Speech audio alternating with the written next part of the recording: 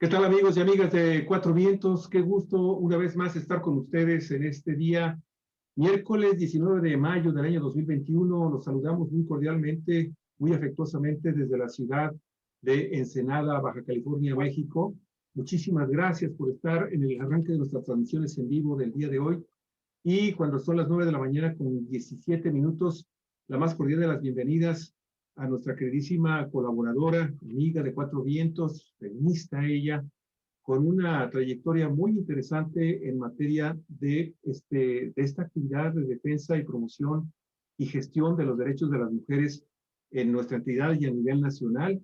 Mari Carmen Rioseco Gallegos, originaria de Mexicali, activista con proyección nacional de más de 30 años, consultora feminista y consejera nacional de InMujeres. También es directora de la Asociación Civil Todos Ciudadanas, y también licenciada en Medicina Veterinaria y Zootecnia por la Universidad Autónoma de Baja California y maestría en Liderazgo Desarrollador. También cuenta con el reconocimiento nacional en 2016 por la Comisión Mexicana de Defensa y Promoción de los Derechos Humanos a través de la campaña Haz que se vean. Esto por su labor en gestión y defensa de los derechos sexuales y reproductivos de las mujeres y las niñas, y también ha sido coordinadora de redes nacionales y locales para los derechos humanos de las mujeres. Ahorita Olga Alicia se va a hacer cargo de hacer la mayor, el complemento de esta semblanza que tenemos de nuestra queridísima colaboradora, pero también está con nosotros y queremos agradecerle muchísimo el favor de que haya aceptado la invitación de Mari Carmen y obviamente también de Cuatro Vientos, la licenciada y maestra Claudia Cruz Santiago. Ella es secretaria técnica, Galicia, en materia del Comité de Transparencia de la Comisión Nacional de los Derechos Humanos. Bienvenida a las dos. Olga Alicia, por favor, si pudieras continuar con la presentación. Bueno, pues amigos, amigas de Cuatro Vientos, nos da muchísimo gusto presentar a estas dos mujeres que, pues como ustedes ven, tienen una trayectoria muy importante en la defensa de los derechos humanos y en la lucha contra la violencia contra las mujeres específicamente. Es una de las áreas donde ha trabajado muchísimo Claudia Cruz, y me gustaría, queridísima Mari Carmen, si puedes tú presentar a nuestra invitada. Sí, claro que sí. Buenos días. Un saludo a todo el auditorio que nos sigue y que está con nosotras para aprender y conocer y tener más información sobre el avance del movimiento feminista y de las mujeres.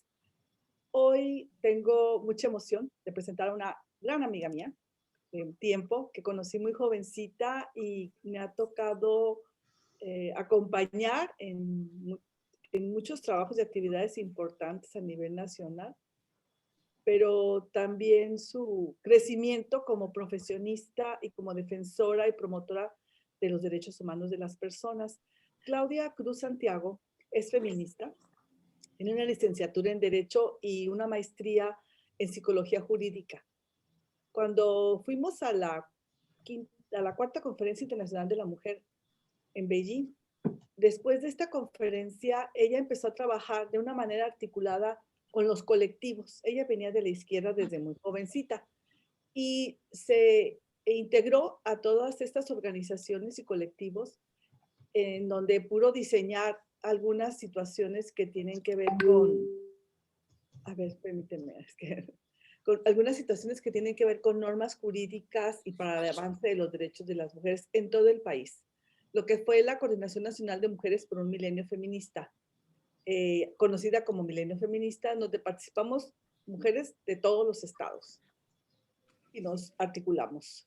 A ella le tocó coordinar, porque estaba por ejes, el eje de la lucha contra la violencia hacia las mujeres, y ahí empezó a trabajar con más frecuencia y se fue relacionando sobre todo con personas que que eran víctimas de estas violencias, y era cuando estaban descubriendo y denunciando y atendiendo los asesinatos en Ciudad Juárez, las muertas de Juárez, como les llamaban.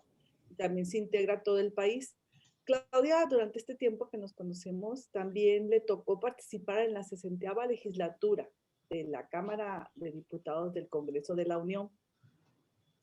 En ese sentido, Claudia promovió situaciones muy importantes, como fue desde su posición como diputada, la investigación de feminicidios en una comisión que se hizo, donde se realizó un análisis jurimétrico de expedientes muy interesante, que lo pueden encontrar, yo creo que en Google, no sé, Clara nos va a decir, y una forma de ir midiendo todas las violaciones de derechos humanos contra las mujeres, que incluyó también los sucesos de Pasta de Conchos, en donde fue la tragedia con los mineros.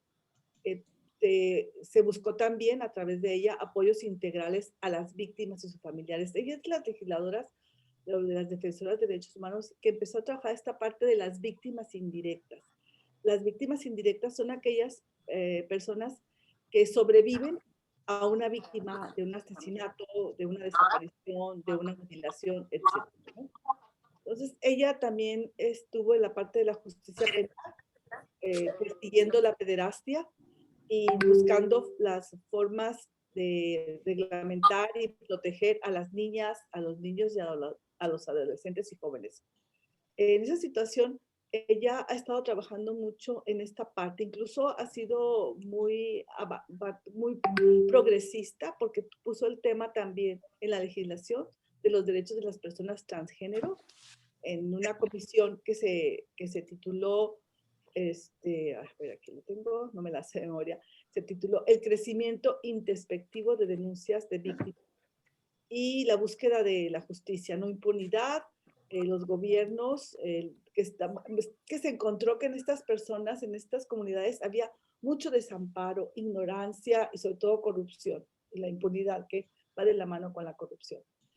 Entonces tenemos aquí hoy, pues de lujo, a esta compañera feminista que es una experta en estos temas, pero no nada más de expertise atrás de una ficha bibliográfica o de un comunicado de prensa, sino de expertise desde estar con las personas, con las víctimas indirectas y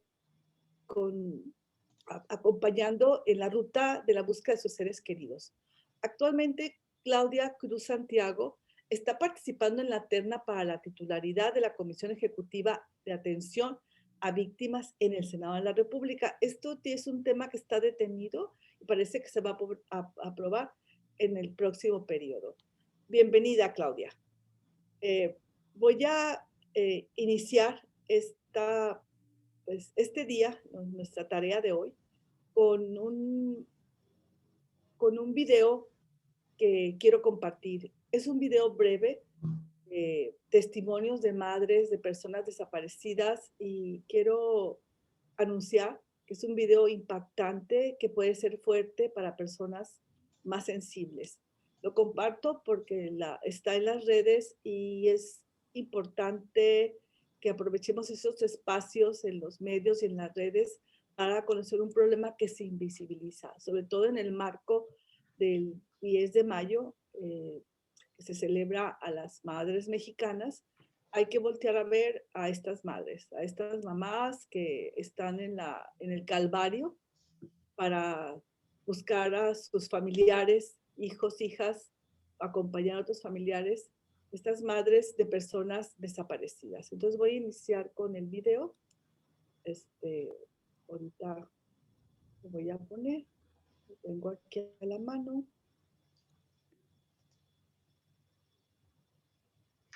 Bueno, pero aprovecho en este momento, nos van a disculpar, queridísimos amigos de Cuatro Vientos, que no tengamos la disponibilidad del video de la licenciada Claudia Lilia Cruz Santiago, pero por problemas de conectividad con internet, no es posible para la licenciada también estar presente visualmente con nosotros. Por eso es que nada más vamos a ver su pantallita cuando ella esté en negro. Y bueno, vamos nosotros a tratar de corregir esto con la presentación de algunas fotografías mientras ella nos da conocimiento de su información y de sus opiniones sobre el tema. Sí, y yo también quiero comentar al respecto que empezamos la semana pasada con Mari Carmen Río Seco una serie de programas relacionados con las mujeres madres.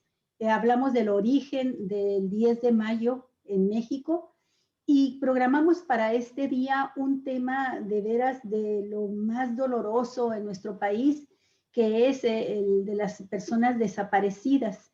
Tenemos una cantidad escalofriante de personas desaparecidas De eso ya con más detalle hablaremos también con Claudia, pero lo que sí quiero comentar es que pues del problema de la desaparición de personas, uno de los más trágicos como víctimas secundarias son las madres precisamente que andan por todo el país buscando entre fosas clandestinas, buscando mover a las autoridades para que les ayuden a encontrar a sus hijos, a sus hijas, y este es el tema lacerante del que vamos a hablar hoy. Adelante, Mari Carmen. Sí, gracias por las acotaciones. En ese sentido, comparto y como decía, son escenas dolorosas que en lo personal yo sí me cuesta trabajo tocar este tema.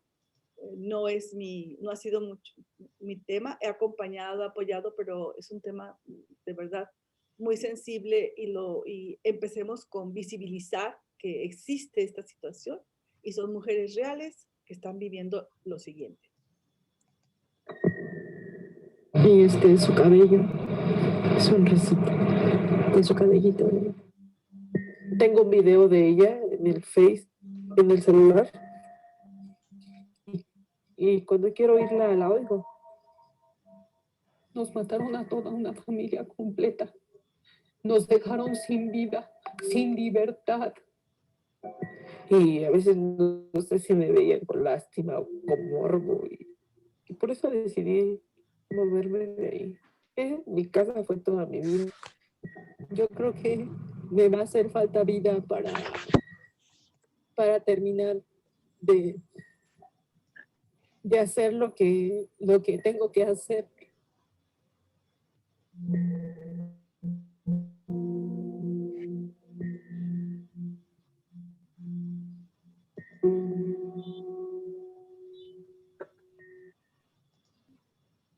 Gritaba yo, Fátima, hija, por favor, grita, habla. Fátima, aunque sea muerta, pero te voy a encontrar, Fátima.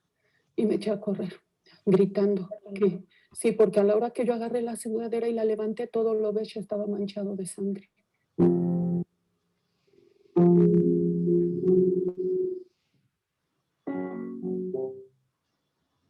Cuando alcancé a ver el tenis de mi hija, sentí algo que no les puedo explicar. Es un dolor que no tengo palabras para explicarles el dolor. El tenis, un pedazo de calcetín de mi hija y su piel. Yo pensé que le habían cortado un pie y no era mi hija. Estaba destrozada. No se parecía en nada a la princesa. Mi hijo gritaba, mamacita, sácala. Ahí está su manita de mi hermana. Mamá, sácala. Y les entregamos a Luis Ángel y a Misael. Y aún así, entregándoles a los asesinos, los dejan ir. No hay pruebas químicas ni científicas más profundas de mi hija porque la Procuraduría y sus peritos asentaron en el expediente que no tenían tiras reactivas. Y por todas esas irregularidades dejaron libre a Misael. Fue muy duro porque en este proceso empezaron las presiones. Nosotros todavía hasta ahorita no sabemos de parte de quién empezó el que hablaran a mi casa, el que amenazaran a mis hijos de muerte por teléfono. Después de esto vino el que balacearan mi casa. Vivimos desplazados del Estado de México, sin nada. Solamente con lo que la Comisión Estatal de Víctimas nos va a dar por un año, no tenemos ni tranquilidad. Todas mis máquinas sin nada ya no tenemos casa en donde. Estamos luchando porque Canadá nos dé el asilo, el refugio. Los quiero fuera, no quiero otra muerte más. No quiero otro hijo más asesinado. No quiero otro feminicidio más en mis hijas.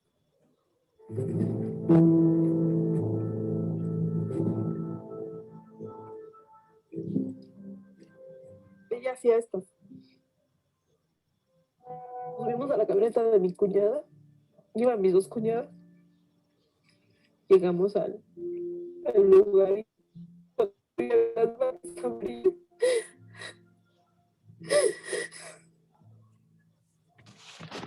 Ahí se acabó todo. Unos policías en el distrito me dijeron que a lo mejor era posible que se había ido con su novio. Entonces yo le dije que tiene solamente 11 años. Este hombre la mató atrás de la combi y la quiso pasar adelante. Entonces dice la fiscal que le hizo la china. Entonces cuando le hizo la china, pues le rompió el cuello. Entonces ella fue muerta. No me puedo subir al transporte, aún todavía tengo pavor. Yo estoy enfrente y yo ya me estoy imaginando lo que mi hija pudo haber sentido en el momento que se dio la vuelta a la combi por la salida del lugar donde fue toda la vida. Por ese lado me duele mucho. Y por a veces por no querer que sepan la gente, me he vuelto más sensible, me he vuelto estoy más a la defensiva, desgraciadamente. Los homicidios no son de hombre a hombre, los homicidios son de mujer de hombre a mujer, y más que nada es una mujer débil, es una mujer chiquita, ¿no? Mi hija fue abusada de un hombre de unos 60, unos 70, y ella medía 1,30, 1,40. Ni una más, ni una más, ni una asesinada más.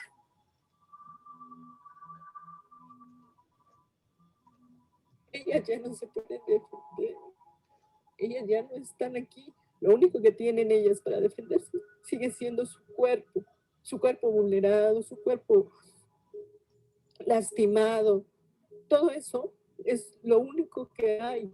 En el caso de Lesbi, yo pedí en los primeros momentos, yo lo que dije es que quería que el cuerpo de mi hija fuera cremado, que me permitieran cremarlo.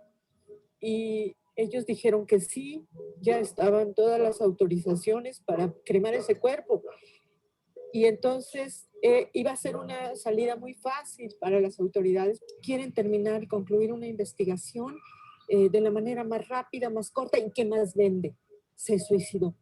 Se suicidó porque tenía problemas, porque como era una mujer, entonces hay días que están vulnerables, están mal, están desequilibradas.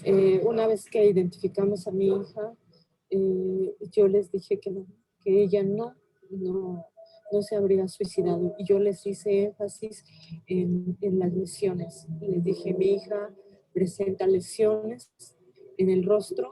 Sabemos que nuestras hijas no van a volver, que no las vamos a volver a tener. Pero coincidimos en que nuestras hijas, su forma de defenderse es a través de sus cuerpos lastimados. Que eso es algo que no debemos perder de vista. Que lastima, nos duele, pero que finalmente es la única manera en que ellas ya tienen de defenderse. Que ya no van a volver, pero que tenemos que hacer algo con esas muertes para que cobren un sentido. Yo creo que sí es importante lo que uno pueda hacer, porque se suma a lo que ya está. Y así como existe esa cadena de impunidad, de corrupción que se teje, así nosotros tenemos que crear esa red, esa cadena de justicia, esa cadena de dolores compartidos, esa cadena de visibilizar que esto no es normal. El hecho de otros feminicidios, como en el caso mucho de Mariana Lima, cuando yo conocí a la señora Irinea, que ella me abrazó y me dijo, se te van a acabar las lágrimas, lo que no se te tiene que acabar es la rabia, esa sed de justicia, porque el día que eso se acabe, hasta ahí vas a llegar. Y nuestras hijas se merecen justicia.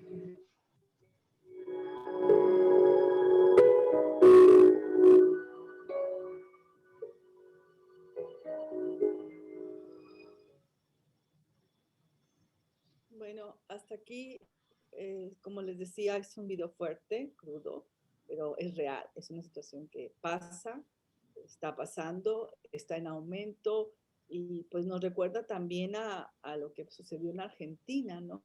Ahí en las madres de la Plaza de Mayo. Ay, espérenme, yo soy. A ver, espérame, siempre se me va esta parte.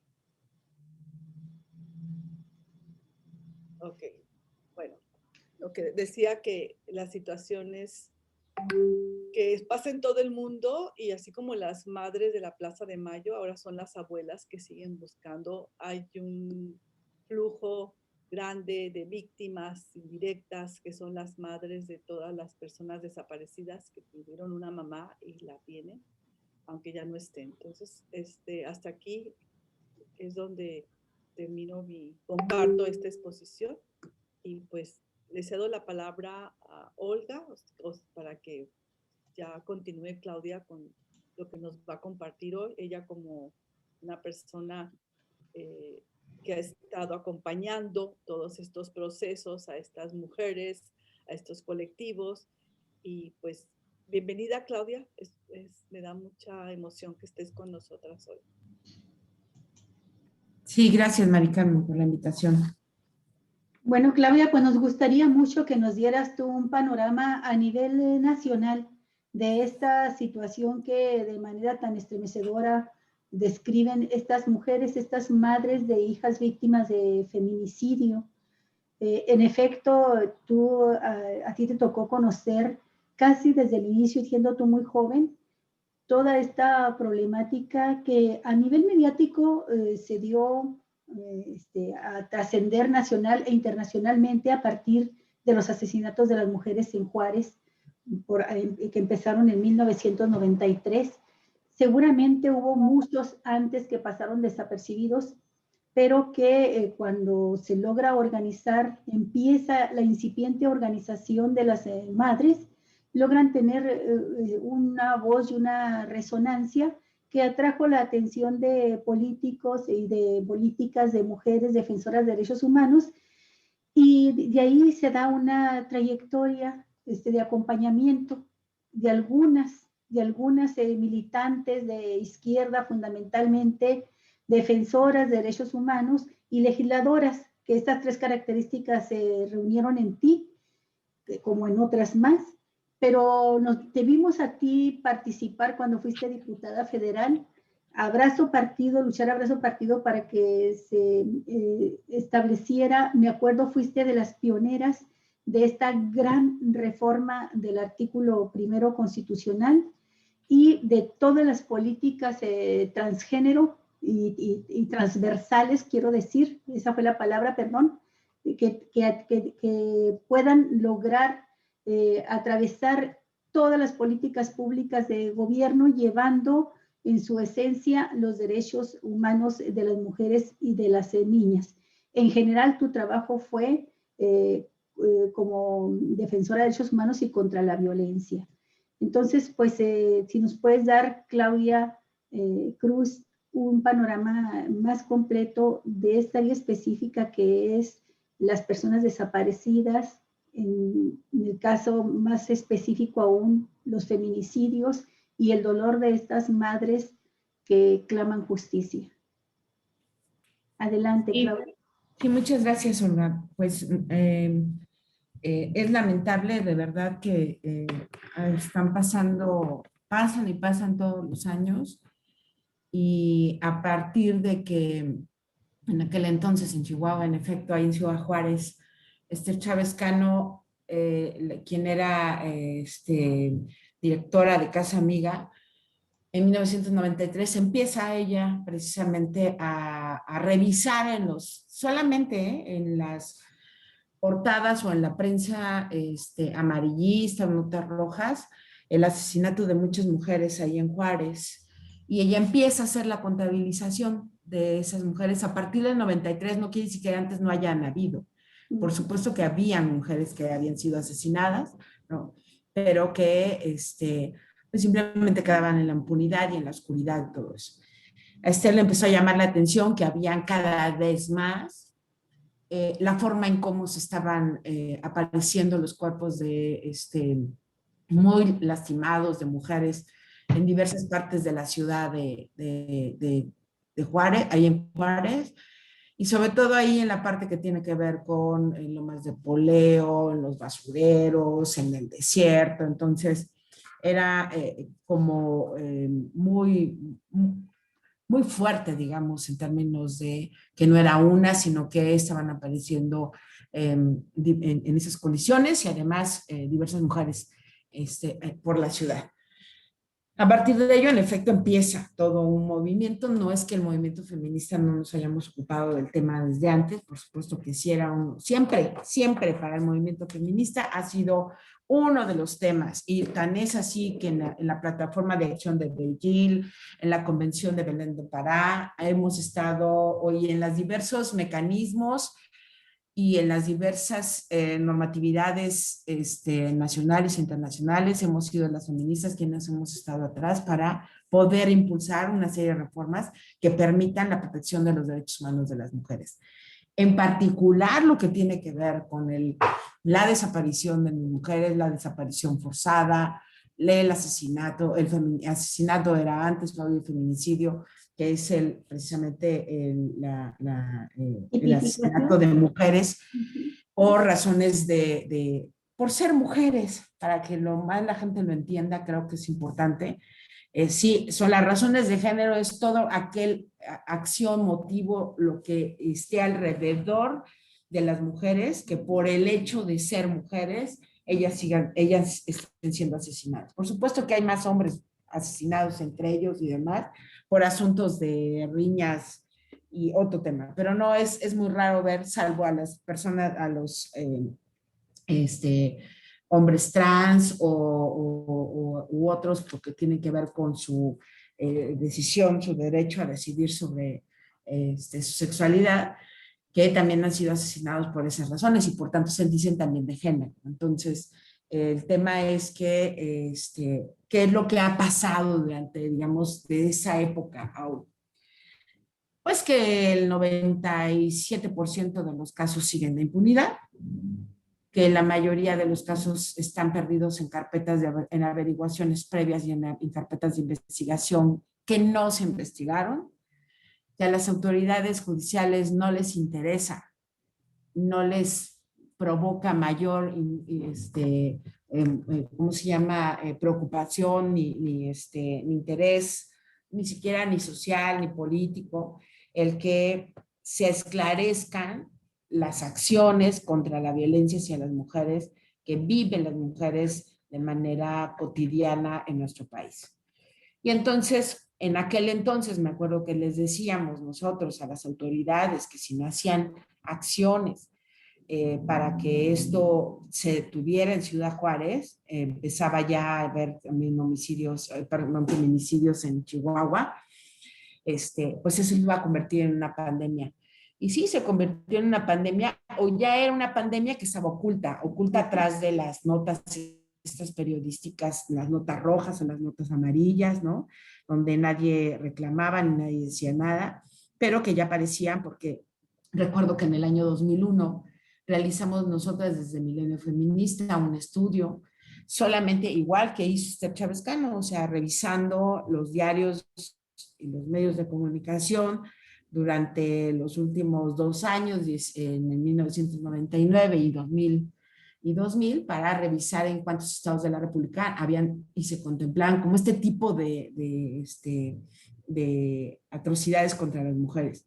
Y encontramos lo mismo, ¿eh? No encontramos nada diferente de lo que estaba sucediendo en Juárez, pero era también como un asunto que iba empezando, digamos, en términos de lo masivo y lo escandaloso y lo grotesco, ¿no? Que era todo este asunto en contra de la violencia contra nosotras. Entonces, recuerdo que empezamos como a generar precisamente un movimiento con las organizaciones para podernos acercar a las familias, a las madres, a los padres de las víctimas, o hermanas, hermanos, pero sobre todo familiares de las víctimas, para poder hacer todos estos procesos de acompañamiento si no los hicieran solas, ¿no? Entonces, generamos una serie de instrumentos, mecanismos de atención, desde la FEBINTRA, recuerdo que estaba la Comisión Nacional, una coordinación nacional interinstitucional del gobierno federal, del gobierno estatal en Chihuahua y con el gobierno municipal para revisar todos estos casos con la presencia de Naciones Unidas, con la presencia de ONU Mujeres, con la presencia de los comités de Belén do Pará. Habíamos llamado y estábamos como muy atentas a lo que generaban, digamos, estos mecanismos internacionales que fueron prácticamente los que nos ayudaron a impulsar con el gobierno mexicano de que nos hicieran caso de que a las mujeres las estaban asesinando y todo se estaba quedando en la impunidad y que eso se iba a convertir en una pandemia. Y en aquel entonces decíamos que regresar, estoy hablando de 1999-2000, que todo eso tendría que reajustar a una sociedad a que por lo menos en 25 años pudiera estar como estaba en ese entonces. Hoy pues ya no sabemos cuántos años más, ¿verdad? Porque con lo que ha sucedido y la gran pandemia de violencia que tenemos, no solamente contra las mujeres, sino contra las niñas, contra los niños, contra los adolescentes, contra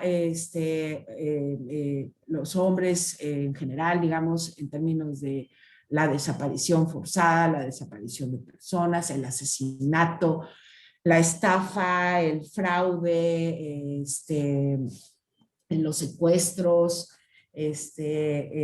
todo esto que está ligado, digamos, a diversos delitos, digamos, que se conectan con la delincuencia organizada, con el crimen organizado, con delitos aunque sea del fuero común, pero que van haciendo, digamos, un proceso de rompimiento de nuestra red social, de nuestra red familiar, pues genera todavía, pues, y además con toda la desconfianza entre las autoridades, pues genera todavía un peor escenario para la seguridad de las mujeres en nuestro país. Y lo comento porque han habido, digamos, aunque sí, como decía Mari Carmen, hemos hecho muchas acciones y se ha invertido millones de recursos para la protección de los derechos humanos de las mujeres.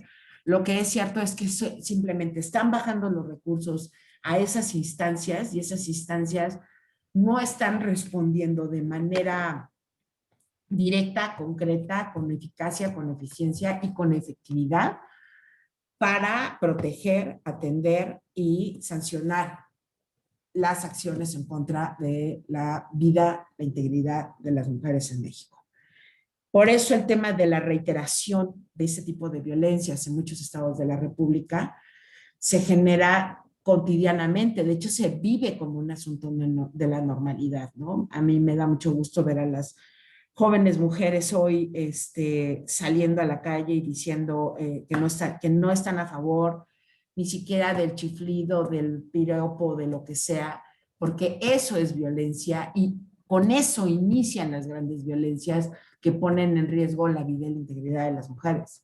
Entonces, me parece que es algo que en aquel entonces, estamos hablando que de 20 años, no teníamos, ni siquiera imaginábamos tener un semillero de compañeras y también compañeros que han estado ahí alrededor apoyando este tipo de iniciativas, pero sobre todo de las mujeres que hoy las universidades han puesto y han colocado como un acierto, digamos, que en aquel entonces tomamos y replicamos cuando venimos de Beijing, que una parte esencial para que las mujeres pudieran empoderarse, tener independencia, generar un proceso de emancipación contra la opresión de nuestros derechos, era entrar a la escuela. Y yo creo que en ese no nos hemos equivocado, ha sido uno de los principales asuntos. Y por ahí es donde también, en muchos casos, las mujeres han estado luchando para que todo estos procesos no se queden en la impunidad. Pero no basta solamente con un proceso de movilización, no basta solamente con lo que hicimos incluso con muchas acciones alrededor de los diferentes tipos y movimientos amplios de mujeres y del movimiento feminista, de generar y construir y poner recursos y modificar la ley. Ya hemos hecho todo porque las instancias existan, ¿no? O sea, no podemos decir que no hay fiscalías especializadas para la atención a víctimas, no podemos decir que no hay una FEBINTRA, no podemos decir que no hay incluso albergues para mujeres para la atención a la trata, todos estos procesos y los recursos que hay para organizaciones tanto civiles como de instituciones públicas e incluso privadas para la atención de todos nuestros derechos existen hoy. El problema sigue siendo el mismo, es que estamos en un proceso de que la impunidad se coloca como uno de los elementos más esenciales de un Estado que no atiende los temas y los asuntos con la seriedad que se debiera hacer. Porque cuando tú tienes un grupo social dentro de tu comunidad o dentro de tu sociedad misma, un grupo social como las mujeres, que todo el tiempo están con temores de salir a la calle, que todo el tiempo están con temores de hacer efectivos sus derechos porque alguien las va a desde que te van a agredir, menospreciar, lo que sea, hasta que puedes hasta perder tu vida, pues es obvio que tú no tienes un Estado donde el Estado de Derecho esté, digamos, firme, ¿no? Un Estado democrático de derecho que tenga las mínimas condiciones para respaldar que a las mujeres se nos respete y se nos asegure que vamos a tener una vida libre de violencia. Entonces, creo que siguen siendo en el ámbito del sistema judicial, es ahí, porque todo lo demás, les digo, todo lo demás lo tenemos. Ustedes díganme que habrá algunas cosas que todavía nos falten, por supuesto, de educación, salud, vivienda, el ámbito laboral y demás, pero hay como este tipo de avances. Pero donde todo se atora tiene que ver cuando uno quiere acceder a la justicia. Es no me respetaron mi derecho, no me cometieron un delito. Y cuando nosotras accedemos al ámbito del sistema judicial, donde están todas las fiscalías, el sistema de todas las fiscalías, desde la Fiscalía General de la República, las fiscalías estatales, como el Poder Judicial, o sea, las y los jueces, ahí se pierde todo. Porque ahí es donde está la impunidad.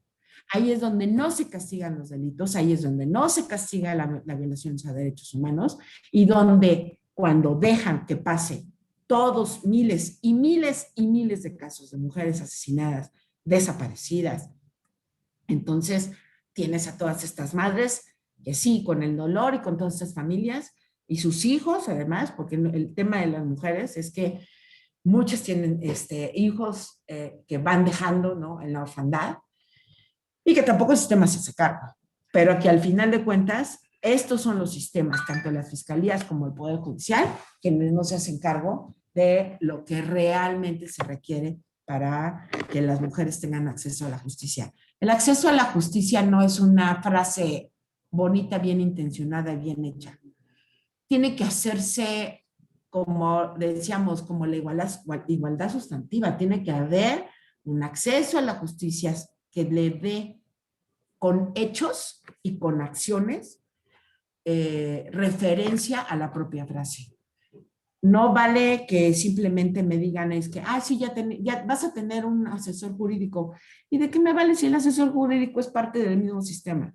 ¿De qué me vale el asesor jurídico si tiene 20,000 casos, incluido el mío, donde ni siquiera va a hacer nada con el mío, ¿no? Me va a acompañar el día que yo vaya ahí con el Ministerio Público, ¿no? El cual, por cierto, pues particularmente puede ser hasta su jefe, pues tienen conflicto hasta de intereses, como el defensor de las víctimas, ese tiene el mismo jefe que el Ministerio Público, que se supone que con el que vamos a coadyuvar y que generalmente nunca se deja ayudar o apoyar, porque pues, los ministerios públicos, policía de investigación, muchas veces simplemente escogen los casos y los casos más politizados son los que investigan, los demás no.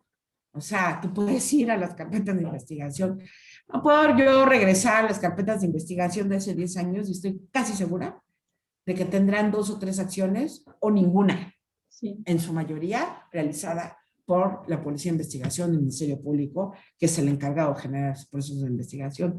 Y bueno, los jueces de control, pues también en este sistema penal acusatorio, rebasados también por todas las acciones que se realizan, por el número de casos que tienen que revisar, pero tampoco poniendo atención metodológicamente a los procesos de investigación para poder determinar si hay una persona, quiénes son las personas culpables de la desaparición o el feminicidio de las mujeres. Entonces, pues con mayor razón, las madres que además no tienen como los conocimientos en general, México no es un país donde su población tenga los conocimientos básicos de cómo funcionan las instituciones y particularmente las instituciones de justicia. Entonces, de procuración e impartición de justicia. Entonces, si no tenemos esos mínimos, o sea, pues menos vamos a tener como conocimiento para poder seguir avanzando en este proceso.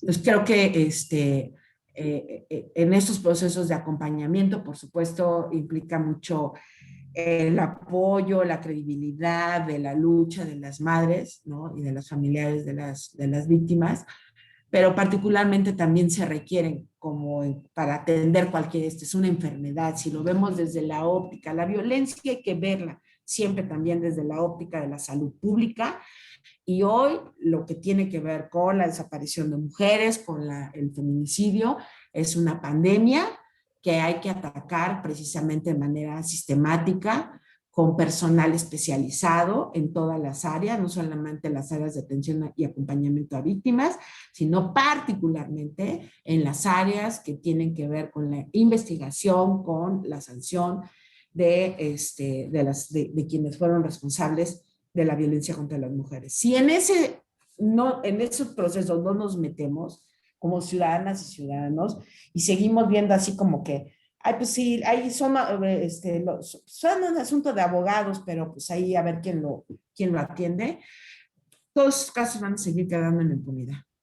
Y la impunidad siempre llama a que se reiteren, se repitan de manera impune otros casos más de mujeres que mañana pues, aparecerán otra vez en las calles de alguna ciudad o en alguna ranchería o el maltrato en alguna delegación para mujeres, ¿no? Niñas, que puede ser desde la pérdida de la vida, ¿no? Hasta cosas tan espantosas como es la esclavitud de niñas y niños, ¿no? En manos de grupos criminales, o también en manos de familiares, ¿no? Como la venta de niñas en Guerrero, o la venta de niñas en Tlaxcala, para asuntos de violencia sexual, pederastia, que quedan ahí impunes. Entonces, creo que eso es un tema que no debemos de quitar el dedo del renglón, pero el sistema penal,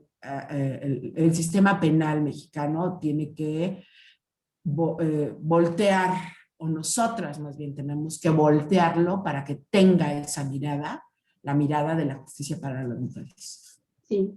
Claudia, me parece que has dado en el clavo del problema y que está en el lado del sistema judicial, desde las fiscalías hasta el Poder Judicial, hasta los tribunales, los jueces.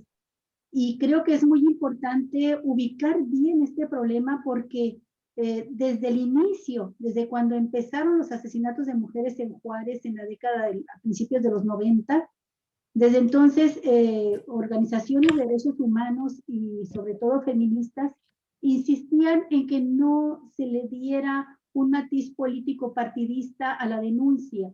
Estaba gobernando entonces el Partido Acción Nacional en Chihuahua y por supuesto, pues muchos querían sacar raja de esa situación para las siguientes elecciones. Y creo que la voz de las feministas tenían razón y por supuesto en primer lugar de las madres, de las víctimas.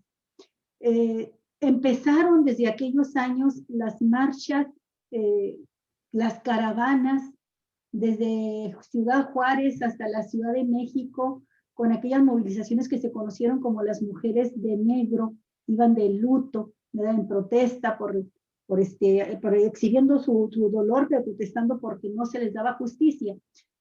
Y desde entonces ha habido todo tipo de acciones, movilizaciones, ya no se sabe ni qué más hacer, ¿no? Y ha habido sentencias incluso de carácter internacional de la Corte Interamericana de Derechos Humanos. Conocemos el caso que se hizo popular como el caso del campo algodonero, donde se encontraron varios cuerpos, 8 cuerpos de mujeres asesinadas en diferentes épocas, en diferentes fechas, y de ese caso lo que se hizo en Chihuahua fue nada más una injusticia sobre otra porque se crearon chivos expiatorios, se llegó a grado tal de que se identificaron víctimas que no eran, se mintió respecto a exámenes de ADN, tuvieron que llegar especialistas argentinas del equipo forense para hacer los análisis y demostrar que pues se había levantado toda una mentira en torno a las mujeres asesinadas y se tenía en la cárcel a personas inocentes. En fin, que solamente se hace un embrollo donde, repito, se da injusticia sobre injusticia. Y desde el campo algodonero, en la sentencia que dictó la Corte Interamericana, una de las cosas elementales que se pidió fue que se hiciera un padrón de personas desaparecidas. Pasaron los años, pasaron los gobiernos, no se había hecho nada, pero estoy leyendo el último informe, reporte que da Alejandro Encinas. Él es subsecretario de Derechos Humanos de la Secretaría de Gobernación, y con motivo de esta, ya la 10ª marcha por la dignidad nacional que se realizó el 10 de mayo de las madres de personas desaparecidas, de sus hijos desaparecidos, pues Alejandro Encinas da un reporte y de veras no hay manera de entender esta magnitud, porque si lo comparamos con países como Chile, Argentina, otros que han sufrido durante años dictaduras militares, en aquellas naciones reportan 30,000, 20,000 desaparecidos. México, que ha transitado en estos últimos años por lo que no nos cansamos de decir que vamos hacia la democracia, que consolidamos procesos democráticos y que hay alternancia electoral en los gobiernos, México registra, en el último dato que da a conocer Alejandro Encinas, 87,705 personas desaparecidas. Con el dato interesante también de que es un padrón que viene del 15 de marzo de 1964 al 10 de mayo de 2021. Y a grandes rasgos yo podría mencionar que se trata de 2 tipos de desapariciones que ha sufrido, o causas de desapariciones que ha sufrido México, las familias mexicanas, y una de ellas tiene que ver con la guerra sucia, ¿verdad? Como se le llamó, la represión del régimen a sus opositores, el régimen priista, que desaparecía, torturaba, asesinaba a las personas.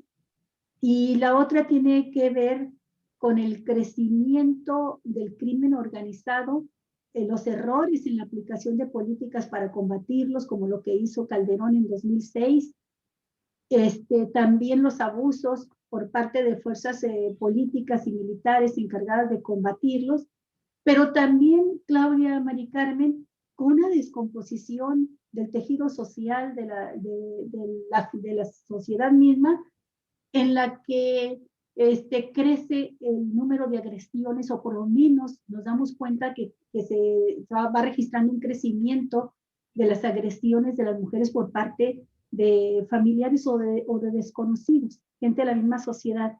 Entonces, todo esto nos da esta cifra monstruosa de 87,705 personas desaparecidas. Si hacemos caso a algunos estudios que señalan que por cada persona desaparecida víctima de este delito o de feminicidio o de homicidio doloso, hay 20 por lo menos personas que son como especie de víctimas secundarias, pues estamos ante una situación de dolor tremendo, ¿no? ¿Qué hacer, Disculpa, Claudia, Mari Carmen, cuando te quiero hacer una pregunta, les quiero hacer una pregunta? ¿Qué hacer cuando sucede lo de la ley Gers Manero, por ejemplo, que mencionan que ya no se va a hacer cargo la fiscalía o se lava las manos la fiscalía en este trabajo tan difícil de atender a las personas desaparecidas? Adelante, Mari Carmen. Yo nada más quería hacer una acotación. De esos 85,000 casos que mencionas, está también documentado que 6, a ver, déjame hacer, son de cada 10 desapariciones, no se denuncian 8. Nada más para que saquen las cuentas. Híjole. De 10 desapariciones, 8 no se denuncian por la desconfianza, por el temor, por la falta de información, etcétera. Entonces, podemos multiplicar esos 85,000 por 8, porque está hablando encinas de Son 87,000, casi 900,000 personas, vamos a decir, 90,000 personas. Claudia, creo que tú tienes un compromiso, si puedes decirnos algo antes de retirarte, Claudia. Nos gustaría tu opinión sobre la ley Gers. Sí, lo comento porque parte de las acciones que se realizaron por diversos grupos, sobre todo defensores y defensores de derechos humanos, en el Congreso fue la importancia de su participación, fue generando ahí una serie de cambios para que esta reforma, donde habían planteado que en efecto las fiscalías no participaran en varios de los mecanismos y generaran además un proceso ¿cómo se llama?, de investigación, donde las víctimas iban a tener otro papel. En fin, toda esta parte se fue desmembrando.